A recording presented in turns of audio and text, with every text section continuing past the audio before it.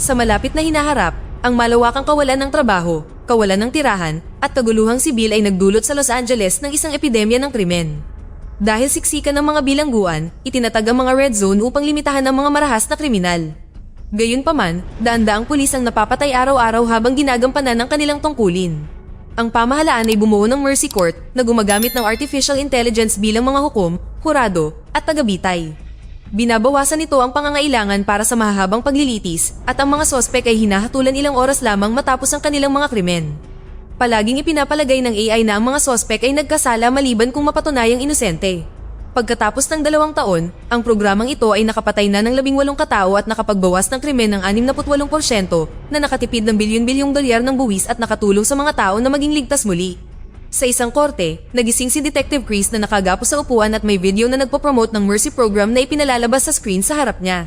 Bigla, lumitaw sa screen ang AI judge na si Maddox at inanunsyo na maaari nang magsimula ang paglilitis dahil sa wakas ay bumaba na ang antas ng alkohol ni Chris. Sinabi ni Maddox sa kanya na halos 6 na oras siyang walang malay at hiniling sa kanya na manumpa na magsasabi ng totoo. Matapos gawin ito ni Chris, isiniwalat ni Maddox na kinasuhan siya ng pagpatay sa kanyang asawa. Makikita sa kuha ng body cam ang isang pangkat ng mga pulis na pumapasok sa bahay ni Chris. Natagpuan nila ang kanyang asawang si Nicole, naduguan sa sahig at ang kanilang anak na si Britt na umiiyak sa tabi niya. Si Nicole ay nasaksak at nang tanungin siya ng mga pulis kung sino ang may gawa nito, sinagot niya ang pangalan ni Chris. Pinanood niya ang video at nataranta nang marinig ang pangalan niya. Binanggit ni Maddox na mag-isa lang si Chris sa bahay kasama si Nicole noong oras ng pananaksak sa kanya. Dahil sa tingin ni Chris ay nagsisinungaling siya, naghanap si Chris sa internet at kinumpirma na nasa balita ang pangalan niya. Pinag-usapan nila ang tungkol sa pag-aresto sa kanya at ang suporta nito sa Mercy Program. Nahuli ni Chris at ng kanyang partner na si Jack ang mamamatay tao na si David na siyang unang kriminal sa Mercy Trial. Pagkatapos ay hiniling ni Maddox na umamin siya, kaya sinabi ni Chris na wala siyang kasalanan. Gayunpaman, sinuri ni Maddox ang ebidensya upang mapagpasyahan na ang posibilidad ng kanyang pagkakasala ay 97.5%. Dapat niyang ibaba ito sa 72% upang maiwasan ang pagbitay at mayroon siyang 70 minuto upang ipagtanggol ang kanyang sarili. Magagamit niya ang lahat ng impormasyon sa Los Angeles Municipal Cloud, ang database kung saan kinokonekta ng bawat tao at kumpanya ang kanilang mga device na ipinag-uutos ng batas. Kung matalo siya, papatayin siya ng upuan gamit ang isang sonic pulse. Habang lumilitaw ang isang timer sa screen, sinimulang suriin ni Maddox ang mga ebidensya. Dumating si Chris sa trabaho ng 8:51 AM, ngunit hindi siya umalis sa kanyang sasakyan, sa halip, umuwi na lang siya. Tumanggi si Nicole na buksan ng pinto para sa kanya at sinabing maaari niya itong makausap sa pamamagitan ng isang abogado. Dahil sa pagkadismaya, sinuntok ni Chris ang camera bago binuksan ng pinto gamit ang sarili niyang mga susi. Sinubukan siyang sipain ni Nicole palabas bago sumara ang pinto. Fast forward ni Maddox ang footage, ipinaliwanag na nasa loob ng bahay si Chris ng 26 na minuto. Di nagtagal pagkatapos niyang umalis, umuwi si Britt mula sa sleepover at sumigaw. Ipinapahiwatig ng investigasyon na si Nicole ay sinaksak ng isang right-handed na lalaki at ang isang sugat lamang ay sapat na upang mabali ang kanyang gulugod at matusok ang kanyang atay. May natagpo ang mga sariwang bakas ng dugo ni Nicole sa damit ni Chris. Pagkalabas ng bahay, pumunta si Chris sa bar para uminom na sinubukan niyang itanggi. Makikita sa kuha mula sa security camera ng bar si Chris na lasing at nakipaglaban sa mga pulis nang tangkaing arestuhin siya kaya ginamitan siya ng taser. Hindi nito napigilan si Chris na tumakbo palabas ng gusali at subukang kunin ang kotse ng isang sibilyan, ngunit sinugod siya ng mga pulis at pinabagsak siya. Hindi matandaan ni Chris ang alinman sa mga ito at sinisisi ito ni Maddox sa alak.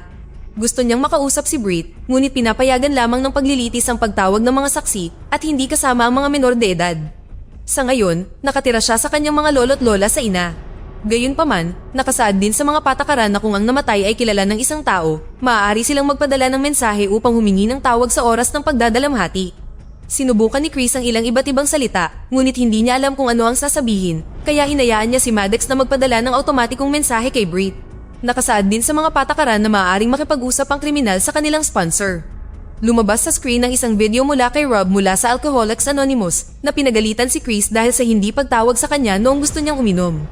Katrabaho ni Rob si Nicole at tinawagan niya ang pulisya nang hindi ito sumipot sa kanyang shift. Nang matapos ang video, tiningnan ni Maddox ang profile ng magkasintahan. Nagsimulang mag-date sina Chris at Nicole 20 taon na ang nakalilipas at nagpakasal pagkalipas ng 3 taon. Pagkalipas ng 1 taon, isinilang si Britt. Masaya ang kanilang buhay hanggang sa mawala ang kanyang partner na si Ray habang ginagampanan ng tungkulin na nagtulak sa kanya pabalik sa paglalasing. Unti-unti itong sumira sa pamilya at nagsimulang isaalang-alang ni Nicole ang diborsyo.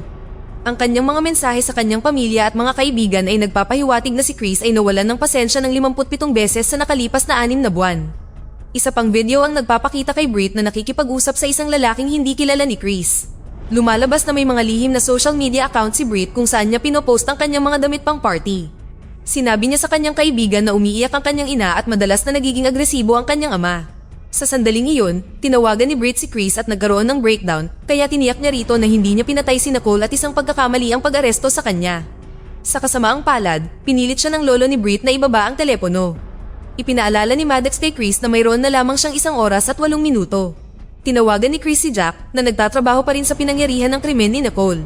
Sinuri ni Chris ang lahat ng mga file ng kaso sa screen bago sinabihan si Jack na ilibot siya sa bahay. Lumitaw ang isang rekonstruksyon ng pinangyarihan ng krimen sa ibabaw ng paglilibot ni Jack. Sa sala, may basag na plorera sa sahig na maaaring depensa lamang.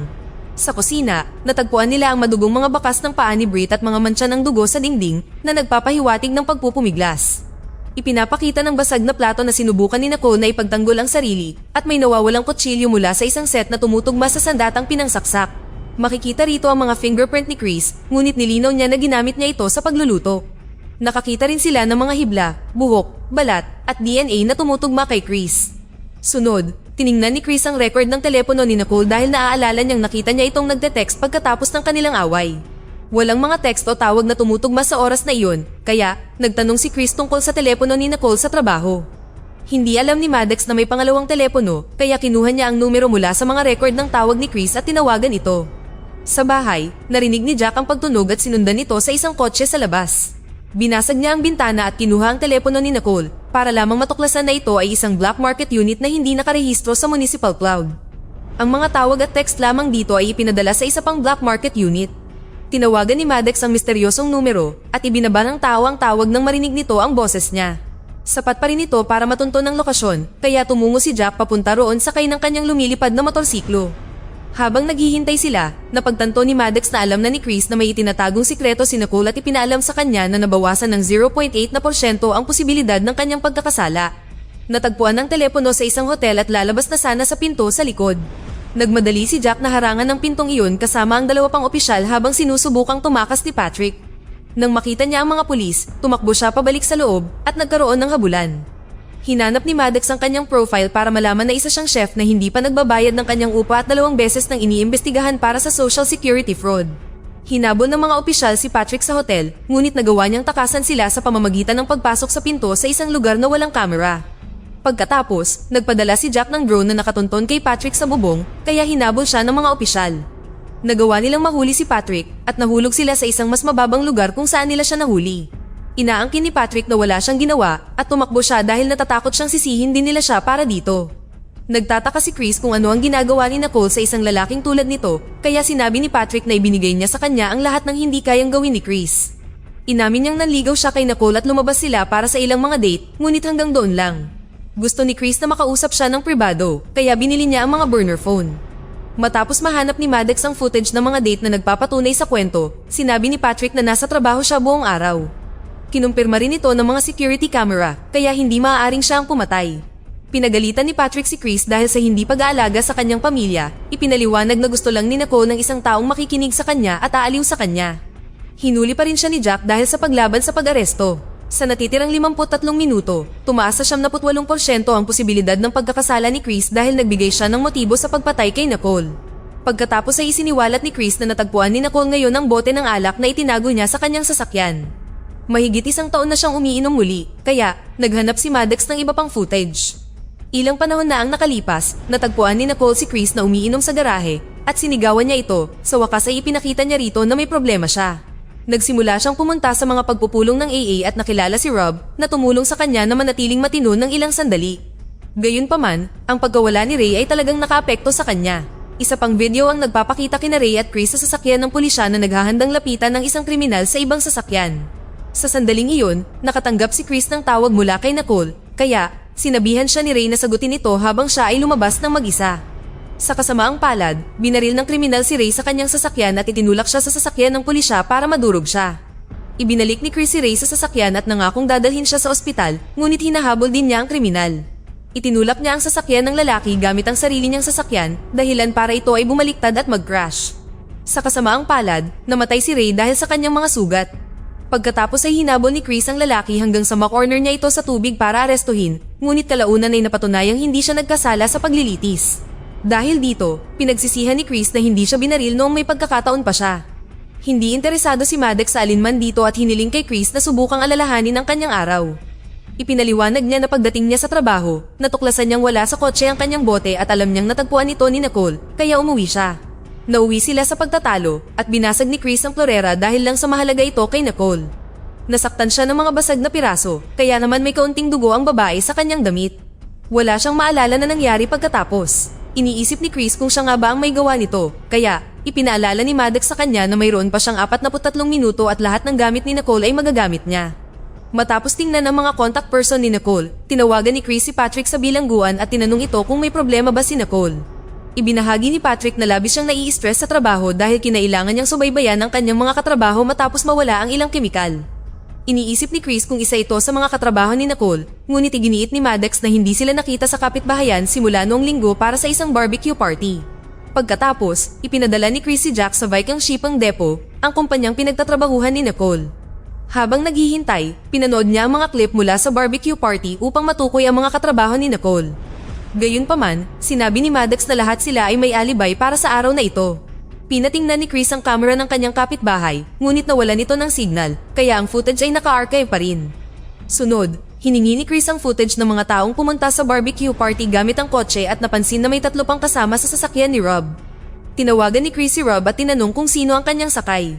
Binanggit ni Rob ang mga pangalan at sinabing wala sa mga taong iyon nang umalis sa kanya at walang lumiban sa trabaho kahapon. Dahil sa desperasyon, muling tiningnan ni Chris ang video ni Britt mula kagabi at tiningnan ang timestamp. Nangyari ang reklamo ni Britt habang nasa trabaho si Chris, kaya hindi maaaring siya ang nagpaiyak kay Nicole. Dahil ngayon ay posibleng saksi na si Britt, hinayaan siya ni Maddox na tawagan siya. Galit ngayon si Britt kay Chris dahil nakita niya ang video ng pag-aresto sa kanya at napagtanto niyang umiinom na naman ito. Iniisip ng lahat sa internet na nagkasala si Chris at iniisip niya kung totoo ito. Gusto ng kanyang lolo na ibaba niya ang telepono, gayunpaman, ipinagbawal ito ni Maddox dahil bahagi ito ng paglilitis. Tinanong ni Chris si Britt kung ano ang narinig niya kagabi, kaya ipinaliwanag niya na narinig niya si Nicole na umiiyak at ilang kakaibang ingay sa paligid ng bahay. Isang video sa kanyang social media ang nagpapakita na hinahanap niya ang mga ingay sa bahay at napansin ni Chris na bukas ang pinto ng basement. Hindi nila binuksan ang pintong iyon at sinabi ni Britt na wala siya roon kagabi. Hiniling ni Chris kay Maddox na i-clear ang imahe at natuklasan niya ang isang kamay sa doorknob. Ang isa sa mga bisita sa barbecue party ay hindi umuwi at nagtago sa basement sa loob ng 2 araw. Upang matukoy ang misteryosong lalaki, hinanap nila ang mga server ng kumpanya ni Nicole. Sa pamamagitan ng pagsuri sa mga email, nalaman ni Chris na may isang taong namemeke ng stock record para pagtakpan ng katotohanan na 300 kilo ng mga kemikal ang nawala sa nakalipas na 6 na buwan. Ang nawawalang kemikal ay ura granules na ginagamit para sa mga fertilizer, mga produktong dermatological at mga ilegal na sangkap na napakapopular sa mga red zone. Isang misteryosong email ang humihiling kay Nicole na magkita sa pantalan, kaya hinanap ni Chris ang security footage ng pulong na iyon. Nakitang nakikipagtalo si Nicole kay Holt na humiling sa kanya na huwag pumunta sa mga pulis at bigyan pa siya ng ilang araw. Tumanggi si Nicole dahil nakataya ang trabaho niya at dahil sa pagkadismaya ay itinapon ni Holt ang kanyang mga gamit. Nang tingnan ni Chris ang mga email ni Holt, natuklasan niyang adik ito sa pagsusugal. Nang suriin ang kanyang pananalapi, natuklasan niyang nalulunod na siya sa utang at si Rob ang nagpipiyansa sa kanya. Dahil dito, bumaba ang posibilidad na nagkasala si Chris sa 94.7%. Tinawagan ni Chris si Rob, ngunit si Holt ang sumagot. Binati niya si Chris ng good luck at hinanap si Rob. Habang naghihintay sila, sinubukan ni Maddox na hanapin ang lokasyon ni Holt noong oras ng pagpatay ngunit hindi nagtagumpay. Hiniling ni Chris sa kanya na tingnan muli ang camera ng kanyang kapitbahay at may nakita silang gumagalaw sa mga palumpong ngunit hindi pa ganap na na-upload ang footage. Di nagtagal, bumalik si Holt sa telepono at sinabing hindi niya mahanap si Rob. Inakusahan siya ni Chris ng pagnanakaw ng mga kemikal, kaya isiniwalat ni Holt ang katotohanan, si Rob ang nagnanakaw. Dahil pakiramdam ni Holt ay marami siyang utang na loob kay Rob, sinubukan niyang tulungan ito kay Nicole. Ngayon, hindi na niya ito mahanap at sinabi ng isang katrabaho na umalis ito sakay ng truck. Isiniwalat din ni Holt na hindi pumasok si Rob sa trabaho kahapon at ang huling beses na nakita niya ito ay sa barbecue party. Nang araw na iyon, hiniling ni Rob kay Holt na isakay ang iba sa kanyang kotse habang siya ay nanatili pa ng kaunti. Sinundan ni Maddox ang nawawalang truck at pinasundan ito ni Chris kay Jack na alala niyang may lisensya si Rob sa baril. Kasabay nito, natapos na ang pag-upload ng footage ng mga kapitbahay at nakita nila si Rob na lumalabas mula sa trunk ng kotse ng kapitbahay. Ibinaba lamang nito ang posibilidad ng pagkakasala ni Chris sa 93.4% na ikinagalit niya. Sinubukan niyang makipagtalo kay Maddox at ang mga pilosopikal na tanong na itinanong niya ay nagpag-glitch sa kanya ng ilang beses. Nang 19 na minuto na lamang ang natitira, kinontak ni Chris ang ilang mga kaibigan sa kagubatan at sinabi sa kanila ang tungkol sa mga baril ni Rob. Pinalibutan ni Jack at ng pangkat na ito ang bahay ni Rob at pumasok, ngunit hindi nila siya natagpuan kahit saan. Napansin ni Chris na walang truck na nakapark sa labas na nagpaisip sa kanya na kinuha ni Rob ang tracker mula sa truck at iniwan ito sa bahay. Hinanap ni Maddox ang truck sa buong lungsod, ngunit hindi niya makita ang mga plaka nito na nangangahulugang tinanggal ito ni Rob. Hiniling ni Chris kay Jack na magpadala ng alerto para sa isang Viking shipping truck. Sa bahay ni Rob, nakakita ang mga pulis ng isang sirang larawan na may kamay sa punit na gilid. Lumaki si Rob sa isang bahay ampunan at nawala ang kanyang mga record dahil sa pag-hack ng data, kaya matatagalan bago mahanap ni Maddox ang larawan sa online. Sa garahe, nakita ng mga pulis ang mga kemikal at sinunog na ebidensya. Ipinapahiwatig ng mga kagamitan na hindi niya ibinebenta ang mga kemikal, niluluto niya ang mga ito para ibenta bilang mga ilegal na sangkap. Naroon din ang mga plaka ng truck kasama ang isang libro na nagtuturo kung paano gamitin ang mga kemikal sa paggawa ng mga pampasabog. Kung gumawa ng bomba si Rob, kailangan nila ng mga pahiwatig para malaman kung sino ang magiging target. Bigla, natagpuan ng mga kamera ang truck sa kalye na mabilis na patungo sa downtown. Kasabay nito, nakita ni Maddox ang natitirang bahagi ng lumang larawan at isiniwalat na ang isa pang batang lalaki ay si David, ang unang kriminal na pinatay ng Mercy Program. Sina David at Rob ay magkapatid, ngunit si Rob ay inampun lamang at ang kanyang apelyido ay binago ng kanyang mga bagong magulang. Kinaibigan ni Rob si Chris pagkatapos ng pagkamatay ni David na nangangahulugang bahagi ito ng kanyang plano. Napagtanto ni Chris na gusto ni Rob na maghiganti at ang bomba ay paparating na sa korte. Isang drone ang lumapit ng sapat sa trap upang kumpirmahin na si Rob ang nagmamaneho. May kausap siyang nakaupo sa tabi niya, ngunit hindi nila makita ang pasahero. Dahil naghihinala, tinawagan ni Chris si Britt, ngunit ang kanyang biyenan ang sumagot. Sinabi niya na lumabas si Britt para magpahangin. Sinuri ni Chris ang security camera ng kanyang mga biyenan at natuklasan na dinukot ni Rob si Britt. Sa sandaling iyon, nakahanap ng timer ang mga pulis sa garahe ni Rob. Agad silang tumakbo at karamihan sa kanila ay nakalabas bago sumabog ang bahay sa isang malakas na pagsabog. Habang maraming opisyal ang nasunog, sinubukan ni Chris na tawagan si Jack ngunit hindi nagtagumpay. Ang bomba sa garahe ay naglalaman lamang ng kaunting kemikal, kaya napagpasyahan ni Maddox na ang ibang bomba ay nasa truck. Nangangahulugan nito na pasasabugin nito ang buong lungsod. Pagkatapos ay tinawagan ni Jack si Chris upang kumpirmahin na maayos siya at pumayag na habulin ang truck. Ngayon, sa wakas ay bumaba na sa zero ang posibilidad ng pagkakasala ni Chris. Gustong ihinto ni Maddox ang paglilitis, ngunit tumanggi si Chris dahil gusto niyang patuloy na magkaroon ng access sa system para pigilan si Rob. Nang banggitin ni Maddox na mayroon na lamang siyang 9 na minuto at maaaring patayin siya ng upuan, wala siyang pakialam dahil gusto niyang iligtas ang lungsod. Ang emosyonal na luhikan na ito ang dahilan kung bakit nag-glitch si Maddox, kaya ipinaliwanag ni Chris sa kanya kung paano sila magtutulungan para sa ikabubuti ng lahat. Pumayag si Maddox na ipagpatuloy ang paglilitis. Sinusundan na ngayon ng mga sasakyan ng pulis ang truck. Maraming beses nila itong sinubukang harangan, ngunit palagi silang iniiwasan o tinutulak ni Rob.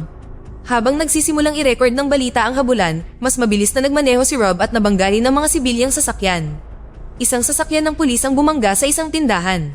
Nang makarating ang truck sa tulay, sinubukan ng isang SWAT helicopter na ibaba ang isa sa mga ahente nito. Mas maraming sasakyan ng pulis ang sumubok na harangan ng daan, ngunit mabilis na nalampasan sila ni Rob at wala nang mabababa ang lugar ang ahente. Walang nagawa si Jack kundi utusan ng kanyang mga tauhan na patayin si Rob. Hindi pinansin si Chris nang ipaalala nito sa kanya na nasa truck din si Britt. Kahit si Maddox ay sumang-ayon na ito ang pinakamahusay na plano. Isang remote control na sasakyan ang pinalabas na may kasamang pampasabog at dumaan sa ilalim ng truck. Gayunpaman, naputol ang koneksyon at hindi ito sumabog.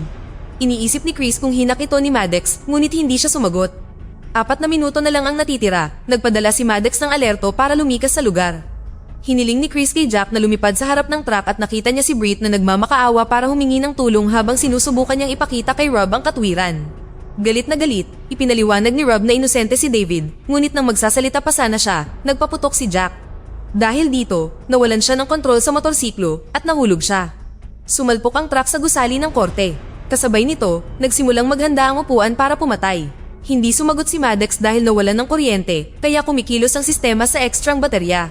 Sa lobby, ginamit ni Rob si Britt bilang panangga habang binabaril ang lahat ng gwardiya na nagtatangkang pigilan siya. 10 segundo na lang ang natitira, nagsimulang bumagsak ang upuan at sumigaw si Chris para humingi ng tulong. Mabuti na lang at bumalik si Maddox sa online at itinigil ang paglilitis sa tamang oras. Pagkatapos, sumakay si Chris ng elevator papunta sa lobby at kumuha ng vest mula sa isang patay na gwardya. Sinabihan niya si Maddox na kumuha ng impormasyon tungkol kay David at sinubukang pakalmahin si Rob, ngunit inilabas ni Rob ang detonator.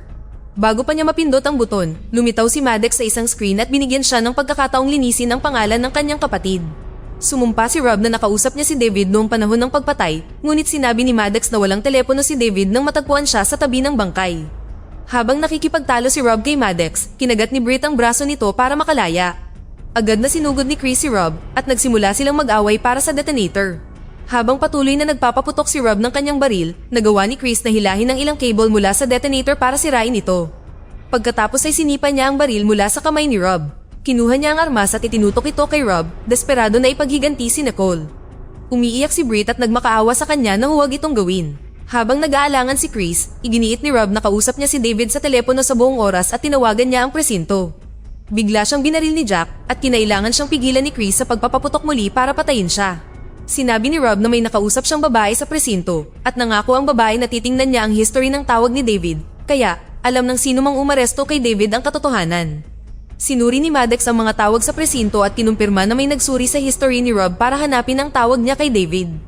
Naalala ni Chris na si Jack ang umaresto kay David at hiningi ang katotohanan. Tumanggi si Jack na magsalita, ngunit sinusuri na ngayon ni Maddox ang history ng telepono. Ang telepono ay nasa kahon ng ebidensya, ngunit kinuha ito ni Jack at itinapon sa ilog. Pagkatapos ay inamin ni Jack na ginawa niya ito para patunayan sa publiko na gumagana ang Mercy Program at pinapanatiling ligtas ang lungsod. Sinabi ni Chris na ang kailangan nila ay hustisya at sinabihan ng ibang mga opisyal na arestuhin siya.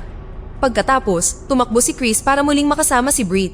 Napagtanto ni Maddox na nakapatay siya ng isang inosenteng tao at iniisip kung ano ang nagawa niya. Sinabi ni Chris na, tulad ng mga tao, ang AI ay maaaring magkamali at kailangan din nilang matuto mula sa mga ito. Dito na nagtatapos ang ating kwento. Sana ay nagustuhan nyo. Mag-subscribe na kung hindi ka pa nakasubscribe, pindutin na rin ang notification bell at like button upang matulungan ang channel at mag-iwan na rin ng komento. Maraming salamat sa panonood.